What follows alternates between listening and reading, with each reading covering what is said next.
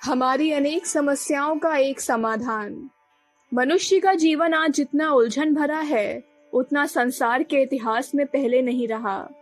ऐसे अवसर आते रहे जिनमें दुर्भिक्ष एवं राजनैतिक आक्रमणों से जनता में खलबली मची हो, पर वह सब कुछ ही दिनों के लिए रहा है और उसका प्रभाव भी शारीरिक कष्टों तक ही सीमित रहा है।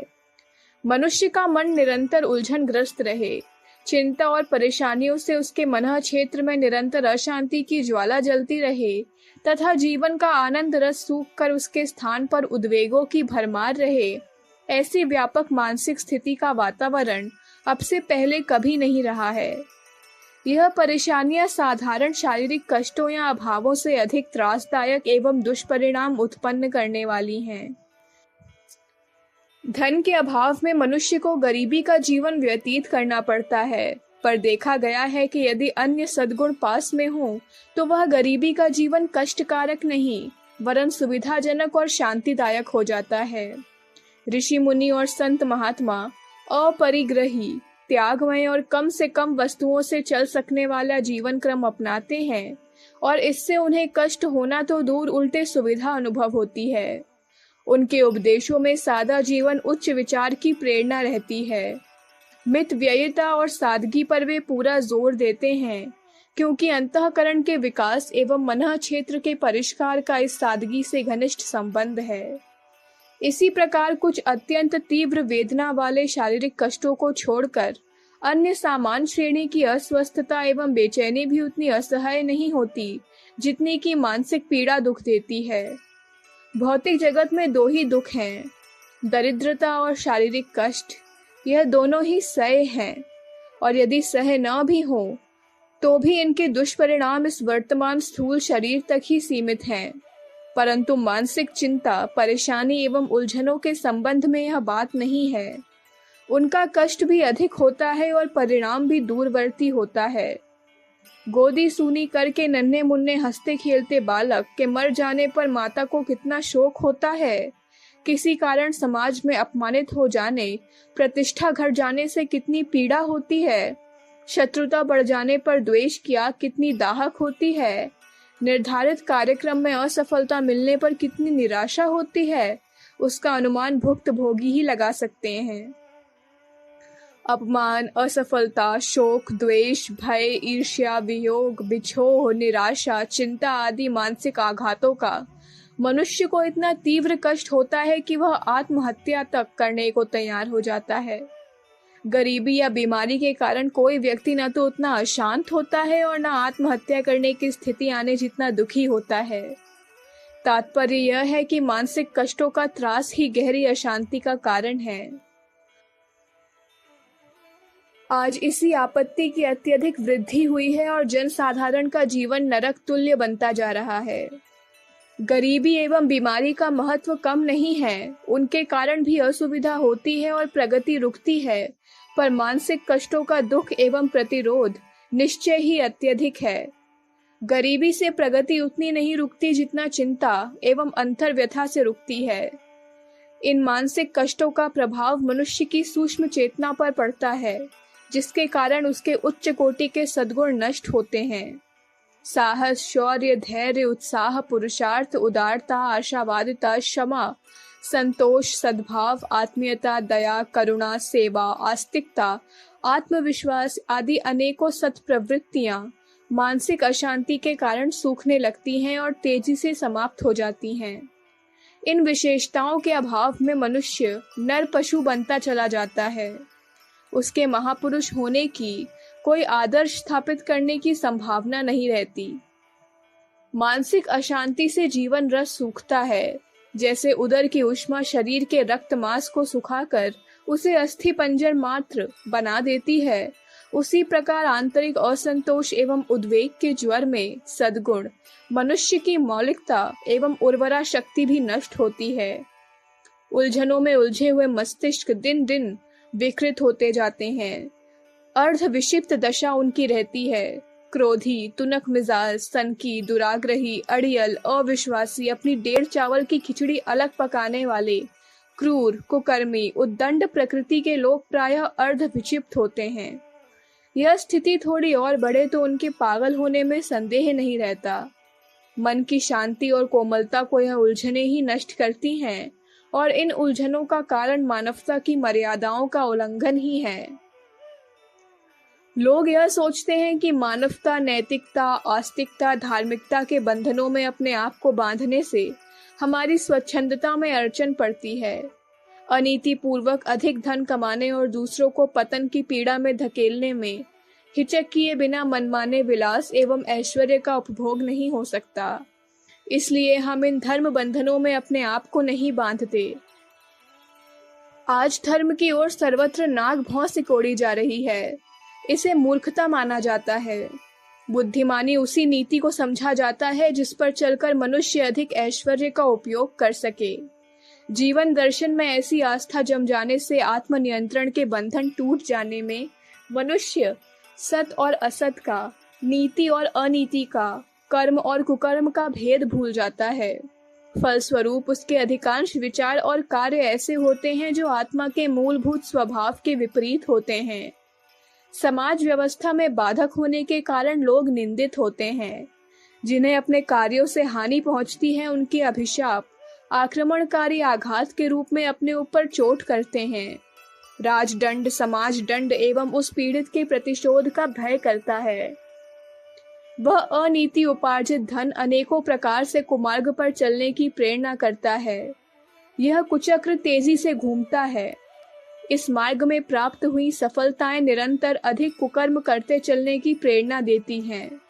इस सत्यानाश की सड़क पर दौड़ता हुआ मनुष्य अन्य रंडों से छुटकारा पाने का कोई मार्ग न पाकर मानसिक उलझनों में निरंतर घिरा रहता है।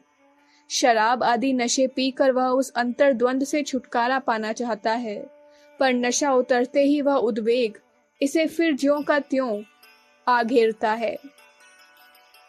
अंतर्द्वंद के उद्वेगों का स्वास्थ्य पर अत्यधिक प्रभाव पड़ता है।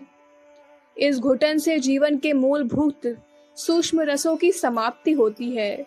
फलस्वरूप ऐसा व्यक्ति भीतर ही भीतर खोखला होता जाता है। बाहर से उसका रूप रंग सुंदर लगे यह बात दूसरी है, पर वह जीवन तत्व जो रोगों में रक्षा कराने, उन्हें मिटाने में प्रधान काम करता है, घट जाने से आए दिन बीमारियां घेरे रहती हैं। उसका मूल कारण अंतः प्रदेश में रहता है, इसलिए दवा दारू से भी कुछ काम नहीं चलता। देखा गया है कि छोटे छोटे मर्ज भी कीमती दवाएं बहुत समय तक सेवन करने पर भी अच्छे नहीं होते। इसका कारण दवाओं की गुणहीनता नहीं, वरन व्यक्ति के सूक्ष्म शरीर में उद्वेगों के कारण उत्पन्न हुई दुर्बलता है। उसी कारण जो रोग उत्पन्न होते हैं वे मूल कारण को दूर किए बिना साधारण दवा दारू से अच्छे नहीं हो सकते। आज रोगों की संख्या तेजी से बढ़ रही है। चिकित्सकों और चिकित्सालयों की भारी वृद्धि हो रही है, पर इससे जनसाधारण के स्वास्थ्य में कुछ भी सुधार होता दिखाई नहीं पड़ता। जनसाधारण का स्वास्थ्य आज जिस बुरी तरह गिर रहा है, उतना अतीत काल में आज तक कभी नहीं गिरा। इस गिरावट का कारण गरीबी या खाद्य पदार्थों का अभाव नहीं है। इस संबंध में तो हम अपनी गत पीढ़ी के पूर्वजों की अपेक्षा कहीं अधिक सुविधाजनक स्थिति में हैं। मूल कारण आंतरिक उलझने हैं, जिसने स्वास्थ्य की अनंत भूमिका को ही चौपट कर दिया है। पीढ़ी दर पीढ़ी हम स्वास्थ्य की दृष्टि से बुरी तरह गिरावट की ओर चल रहे हैं। बच्चे जन्म से ही दुर्बलता और अस्वस्थता साथ लेकर आते हैं। यह उन्हें पैतृक विरासत प्राप्त हुई है। वंशानुक्रम विज्ञान के ज्ञाता जानते हैं, बालक अपने पिता, पितामह आदि पूर्वजों की शारीरिक ही नहीं, मानसिक विरासतें भी अपने साथ लेकर आते हैं। जो त्रुटियां एवं दुर्बलताएं पूर्वजों ने जीवन भर के कुकर्मों के फलस्वरूप पाई थी, वे इन बालकों को जन्म से ही अनायास ही उपलब्ध रहती हैं। आज बालकों की बहुत बड़ी संख्या शारीरिक और मानसिक अस्वस्थता में ग्रस्त है। आए दिन लड़कों की उद्दंडता के समाचार हमारी चर्चा का विषय होते हैं। उनके अशिष्ट व्यवहार एवं अदूरदर्शिता पूर्ण कार्यों से सारा परिवार असंतुष्ट रहता है। इस अव्यवस्थिता में बेचारा बालक स्वतः उतना दोषी नहीं है। उसके रक्त के साथ जो कुसंस्कार आए हैं वे अपनी प्रतिक्रिया इस रूप में प्रकट करते हैं। पिता अत्यधिक कंजूस रहा हो तो यह आवश्यक नहीं कि उसका लड़का कंजूस ही हो। वैज्ञानिकों के मतानुसार उसका लड़का कैंसर या ग्रंथि रोगों का रोगी हो सकता है। चिंतातुर या कलह में जलती रहने वाली माता का बालक यदि श्वास, प्लूरिसी, अंतर्दाह रोग पीड़ित हो तो कुछ आश्चर्य की बात नहीं। इसी प्रकार पूर्वजों के अन्य मानसिक विचार कोई अन्य रूप धारण करके बालकों में प्रकट हो सकते हैं। बालकों में जो आज उद्दंडता, अवज्ञा, चोरी, फिजूल खर्ची, विलासिता, कायरता आदि दुर्गुणों का बाहुल्य दिख पड़ता है, वस्तुतः उनके पूर्वजों को किन्हीं नैतिक त्रुटियों के प्रतिफल ही होते हैं। लोग अपने बच्चों के लिए बहुत धन, चलता हुआ व्यापार या मकान जायदाद छोड़ जाना चाहते हैं ताकि वे सुख पूर्वक अपना जीवन यापन कर सकें, पर वे यह भूल जाते हैं कि जो दुर्गुण हम उन्हें विरासत में दे रहे हैं वे इतने भयावह हैं कि उनकी अग्नि में वह धन संपत्ति कुछ ही दिनों में जल भुनकर भस्म हो जाएगी। धन से कोई व्यक्ति लाभ उठा सकता है जब उसे बढ़ाने, सुरक्षित रखने एवं सदुपयोग करने की कला से भली प्रकार विज्ञ हो। यदि ऐसा न हुआ तो वह अनायास प्राप्त धन स्वयं तो नष्ट होता ही है, साथ ही जिसके पास था उसे अनेकों अनाचार एवं उद्वेग भी उपहार में देगा। सच्चाई यह है कि संतान के लिए धन जायदाद छोड़ने की अपेक्षा उनके अंतः प्रदेश में शांत चित्त और स्वस्थ भावनाओं की स्थापना अधिक महत्वपूर्ण है। पर यह सब संभव तभी है जब माता पिता आत्मनियंत्रण स्वीकार करें, सद्विचार एवं सदाचार का अनुकरण करें। बालकों के लिए इस मानसिक संपत्ति को यदि कोई माता पिता छोड़ सके तो यह उनके चिरस्थायी स्वास्थ्य, निरोगता, मानसिक सद्गुण, पुरुषार्थ, दूरदर्शिता, उदार हृदय आदि अनेकों दिव्य संपत्तियां देने का सत्परिणाम उत्पन्न कर सकता है। यह दौलत साधारण मकान जायदाद छोड़ने की अपेक्षा अधिक मूल्यवान है। अनैतिकता से उत्पन्न मानसिक उलझने लोगों के बीच पारस्परिक सद्भावों को नष्ट करती है, एक दूसरे के प्रति अविश्वास करता है, संदेह की दृष्टि से देखता है, सशंकित रहता है और यह भय करता है कि यह मेरे साथ कोई विश्वासघात करेगा। यह अविश्वास प्रधानतः अपनी आंतरिक दुर्बलता के कारण ही होता है, क्योंकि अन्य लोग भी उसी दुर्बलता से ग्रस्त हैं और वे भी ऐसी ही आशंका अपने प्रति करते हैं। कोई छोटी सी बात प्रमाण स्वरूप मिल जाने से एक दूसरे के प्रति और भी अधिक अविश्वास करते हैं। बात बढ़ते बढ़ते छल, कपट और ईर्ष्या द्वेष तक पहुंचती है। एक दूसरे को अपना शत्रु मानने लगता है। शत्रुता का आरंभ इसी कायरता से होता है। पीछे कोई निमित्त मिल जाते हैं और आग में लकड़ी पड़ने से अधिक उग्रता से जलने वाली अग्नि की तरह उस शत्रुता का विस्तार होता जाता है। घर घर में आज ईर्ष्या, द्वेष का, क्रोध, कलह का, संदेह, अविश्वास का वातावरण फैला हुआ है। फलस्वरूप कोई अपना मित्र दिखाई नहीं पड़ता। सब शत्रु ही शत्रु, सब दुष्ट ही दुष्ट दिखाई पड़ते हैं। ऐसे वातावरण को ही नरक कहते हैं। आज सर्वत्र नरक के दृश्य उपस्थित हैं। जिस घर में देखिए, जिस ग्राम या समाज में देखिए, दुर्भाव का बोलबाला है। राजनीति और अंतर्राष्ट्रीय राजनीति में इसी विभीषिका का नग्न नृत्य हो रहा है। एटम बम, गैस, सारी दुनिया को कुछ छटांग मात्रा में ही मार डालने वाला विष इसी विभीषिका की उपज है। दुनिया को धीरे धीरे सामूहिक आत्महत्या की ओर यह विभीषिका ही घसीटे लिए जा रही है। मनुष्य जीवन में सबसे मधुर यदि कोई वस्तु है तो वह है स्नेह, सद्भाव, आत्मीयता। एक दूसरे के प्रति जहाँ इस प्रकार की भावना रखता है वहाँ स्वर्ग का साक्षात्कार होता है।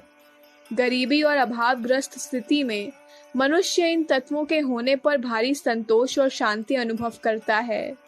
इस तत्व को सुरक्षित रखने के लिए ही आध्यात्मिकता, धार्मिकता एवं आस्तिकता का सारा विधान बना हुआ है। दूसरों के प्रति स्नेह, सद्भाव एवं आत्मीयता बनी रहे एवं बढ़ती रहे, इसके लिए यह आवश्यक है कि मनुष्य दूसरों के शरीर में भी अपनी ही आत्मा को देखे, उनके सुख दुख को भी अपना ही सुख दुख माने। जिस प्रकार अपने बाल बच्चे एवं परिजन अपने लगते हैं, वैसे ही और लोग भी अपने लगें तो उनसे सहज ही स्नेह उत्पन्न होगा। जिसके प्रति सच्चा स्नेह होता है उसके साथ कुछ नेकी, भलाई उदारता का परिचय देने की इच्छा स्वभावतः ही होती है। नवजात शिशु के पेट में कोई गड़बड़ी उत्पन्न हो जाए तो इस भय से माता अपनी जिह्वा इंद्री पर पूरा काबू रखकर अपना आहार चलाती है। अपने स्वाद की उपेक्षा करके वह बालक के स्वार्थ का ही ध्यान रखती है। यही मात्र बुद्धि जब सारे समाज के प्रति होने लगती है तो मनुष्य स्वभावतः संयमी और संतोषी हो जाता है। माता अपने भोजन, वस्त्र, सुविधा तथा साधनों में कमी करके भी जिस प्रकार अपने प्यारे बालकों के लिए खुशी खुशी अधिकाधिक साधन सामग्री जुटाती है और उस प्रयत्न में उसे जो त्याग करना पड़ता है, अभाव भोगना पड़ता है, उससे खिन्न होना तो दूर उल्टे अधिक प्रसन्नता अनुभव करती है। यह त्याग का, दान का, परमार्थ का, पुण्य का, उदारता का, सेवा का सिद्धांत है। आत्मभाव के विस्तार से ही संयम, त्याग, स्नेह तथा सेवा भावना की वृद्धि होती है। एक दूसरे को प्यार करें, एक दूसरे के साथ सद्भाव एवं सहृदयता से व्यवहार करें, न्यायोचित मार्ग से जितनी साधना सामग्री जुटा सके इसी में संतोष करें तो उसके लिए इस संसार में मानसिक उलझनों जैसी कोई समस्या शेष नहीं रह जाती। यदि मन प्रसन्न रहे, उद्वेगों से छुटकारा प्राप्त कर सके तो जीवन यापन बहुत ही सरल, सुविधाजनक एवं शांतिपूर्ण हो सकता है।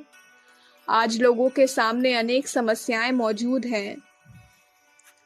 उनको सुलझाने के लिए अनेक प्रकार के प्रयत्न किए जाते हैं, पर गुत्थी और उल्टी उलझती है। स्वास्थ्य की समस्या सामने है। दिन दिन तंदुरुस्ती गिरने और बीमारियां बढ़ने का प्रश्न सामने है। उसे सुलझाने के लिए चिकित्सक, चिकित्सालय तथा औषधि निर्माण बढ़ाने पर जोर दिया जा रहा है, पर मूल कारण असंयम पर ध्यान नहीं दिया जा रहा है। आर्थिक अभाव और तंगी सब लोग अनुभव करते हैं। इसके लिए उद्योगों के विकास का प्रयत्न किया जा रहा है। नौकरियां बढ़ाई जा रही हैं, पर तंगी दूर नहीं होती। कारण विलासपूर्ण अपव्यय रोकने और उपलब्ध साधनों का श्रेष्ठ सदुपयोग करने की कला की जानकारी नहीं होती। परस्पर छीना झपटी और असद्व्यवहार के कारण एक दूसरे को कष्ट देते हैं। इसे रोकने के लिए कानून, पुलिस और न्यायालय खुल रहे हैं, पर यह पकड़ इतनी कमजोर है कि पहले तो अधिकांश छोटे मोटे अनैतिक कार्य अपराध ही नहीं माने जाते हैं तो उनका दंड विधान इतना कम है कि उसमें अपराधी को कोई पश्चाताप नहीं होता। अपराध कर चुकने पर भी बहुत कम अपराधी पकड़े जाते हैं। वे भी कानूनी दांव पेच के कारण दंड से बच जाते हैं। यह कानूनी व्यवस्था अपराधों को नहीं रोक सकती। अपराध तो ईश्वर के भय और धर्म अधर्म के भले बुरे परिणामों के प्रति निष्ठा रखने से ही बंद हो सकते हैं। शासन यंत्र अपराधियों को रोकने में अपनी सारी शक्ति लगा करके भी जो सफलता प्राप्त नहीं कर सकता, वह आस्तिकता एवं धार्मिकता के प्रसार से संभव हो सकता है। पाप और अपराधों को रोकने का यही एकमात्र मार्ग है। सामाजिक कुरीतियों में समय की, शक्ति की, धन की भारी बर्बादी होती है। दहेज, मृत्यु भोज, पर्दा, जेवर आदि अनेकों कुरीतियां ऐसी हैं जिनके हानि से सभी परिचित हैं और उनकी निंदा भी करते हैं। प्रस्ताव पास करके लेक्चर देकर उनका उन्मूलन करने की बात सोची जाती है, पर जब तक विवेक और साहस को समुचित मात्रा में जागृत न किया जाए तो इस भेड़िया सांड से ऊपर न उठ सकेंगे। दुखी रहते हुए भी उसी लकीर को पीटते रहेंगे। नशेबाजी, जुआ, चोरी आदि अनेकों बुरी आदतों में लोग ग्रसित हैं। अश्लीलता और मानसिक व्यभिचार को गंदी पुस्तकें, गंदे चित्रों और सिनेमाओं द्वारा व्यापक रूप में फैलाया जा रहा है। स्त्रियों की फैशन परस्ती पुरुषों की कुदृष्टि को और भी भड़काती है। इन बुराइयों की निवृत्ति के लिए छुटपुट प्रयत्न भी होते रहते हैं, पर जब तक जनमानस में व्यापक रूप में दृष्टिकोण के आधार पर जीवन यापन करने की आवश्यकता अनुभव न कराई जाए, तब तक चेचक के रोगी का रक्त शोधक दवा न देकर फुंसियों पर पट्टी बांधने या मुरझाए हुए पेड़ की जड़ को सींचने की बजाय पत्तों पर पानी छिड़कने के समान सारे प्रयत्न व्यर्थ ही सिद्ध होंगे। मानव जीवन को भगवान ने समस्याओं, चिंताओं और उलझनों से मुक्त करके भेजा है। नर तनु धारण का उद्देश्य पूर्णता को प्राप्त करने की प्रक्रिया में सफलता प्राप्त करना है। पर हमारे सामने मानसिक उलझनें इतने विशाल रूप में उपस्थित हैं कि उनके कारण आंतरिक एवं बाह्य जीवन में क्लेश और कलह का नारकीय दृश्य उपस्थित हो रहा है। मनुष्य के सुखी बनाने के लिए पत्ते सींचने की ओर अनेक प्रयत्न चल रहे हैं, पर गुत्थी तब तक न सुलझेगी जब तक जड़ को सींचने की व्यवस्था न की जाए। सारी उलझनों का एक ही कारण है, आस्तिकता, मानवता, धार्मिकता एवं नैतिकता का अभाव। इस अभाव की जितने अंशों में पूर्ति की जाएगी, उतनी ही मात्रा में इस भूलोक में स्वर्गीय सुख शांति अवतरित होने लगेगी। मानव जाति के महान कष्ट, मानसिक क्लेश को घटाना सत्पुरुषों का कर्तव्य है। विश्व शांति की आधारशिला यही है। सबसे बड़ा पुण्य परमार्थ भी यही है। आस्तिकता एवं नैतिकता का प्रसार करके अखंड ज्योति परिवार विश्व मानव की सर्वोत्कृष्ट सेवा कर रहा है। अखंड ज्योति, अगस्त 1959, पृष्ठ संख्या 4, 5, 6, 7, 8। हमारे YouTube चैनल विचार क्रांति दूत अखंड ज्योति पत्रिका को सब्सक्राइब करें एवं अगली वीडियोस प्राप्त करने के लिए बेल आइकन दबाएं। धन्यवाद।